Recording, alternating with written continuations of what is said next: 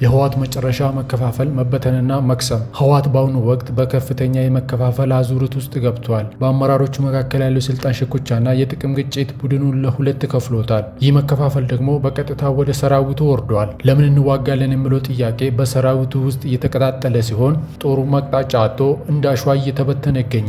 የቡድኑ አመራሮች የራሳቸውን ውድቀት ለመሸፈን ሲሉ ለዘመናት አብሯቸው የቆመ የጦር ጀነራሎችን ሳይቀር በጥርጣሬ ማየት ጀምሯል። በጦር ሜዳ ለደረሰው ሽንፈት ተጠያቂ ለማድረግና ተንኮል በመሸረብ ጀነራሎቹን መስዋዕት እያደረጉ ነው። ይህ የእርስ በርስ መበላላት ቡድኑ ለምን ያህል ጊዜ ለመጥፋት እንደቆመ ትልቅ ማሳያ ነው። ህወሓት ጦርነትን እንደ ብቸኛ የህልውና አማራጭ አድርጎ በመውሰድ ዛሬ በገዛ እሳቱ እየተለበለበ ይገኛል።